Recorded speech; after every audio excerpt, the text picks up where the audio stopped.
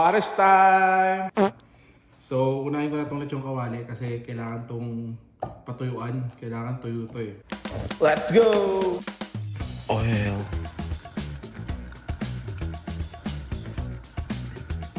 Garlic. Onions. Patis. Laurel. Ayan. Tapos, saka mo na ngayon paliguan ang baby mo.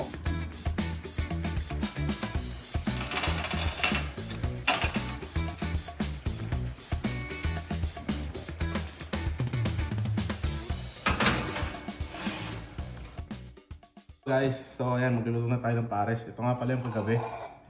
Yung sinalang namin kagabi na pork belly. So, tuyo na siya, dry na siya. Mamaya papaputokin natin yan. Tara guys, luto na tayo. Mantika ng mama mo. Taba ng baka. So itong taba ng baka guys, antayin nyo lang siya mag-render. Ngayon lumabas lahat ng mantika guys.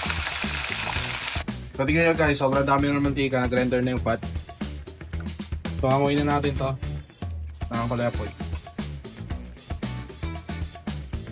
Ngayon ko lang muna dito. So nakita nyo to guys, sobrang dami diba? Siyempre ayaw nyo mapunta yun sa sabaw nung pares nyo. So babawasan ko lang siya. Yun dito.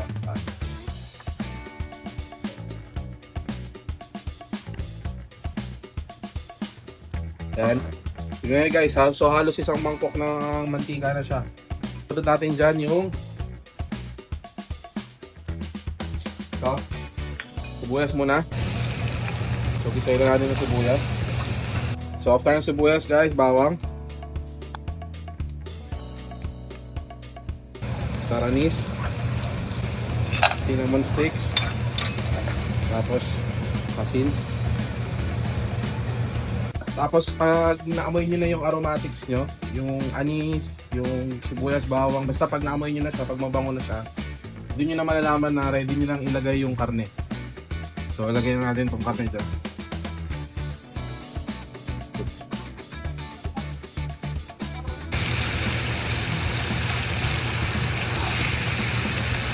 So habang nagsasangkot siya, lagyan nyo rin siya ng toyo, pampalasa.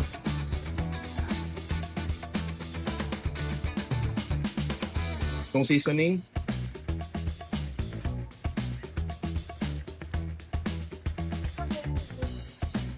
Habang inaantay natin itong mag-isa, pakuluan na natin itong pakuluan na natin itong stock natin.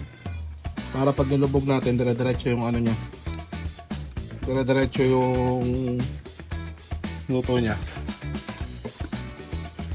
So yan na beef stock, sa akin pork stock andyan na. So pakuluan na lang muna natin siya guys. So habang tinitikman ko ito kanina, parang may kulang na lasa, yung pala nakalimutan maglagay ng luya. So magigisay muna natin itong luya, tapos ilalagay natin dito ngayon. Kailan lang ng konting oil. Lagyan natin itong luya.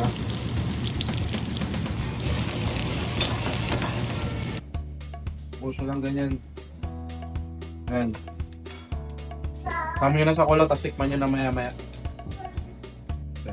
So medyo malambot na siya.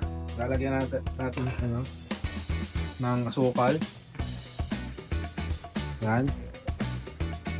Kalahati muna. Yan. So malapit na matapos yung pares. Unahin ko na to. Itong isang lempo.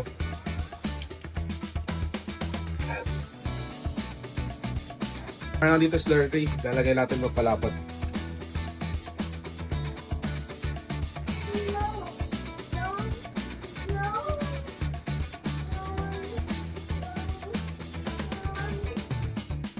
Tapos, yung lechong kawali kanina,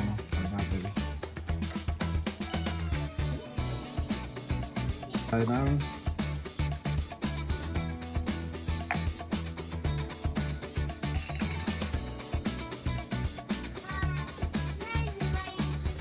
so ito na yung pares guys.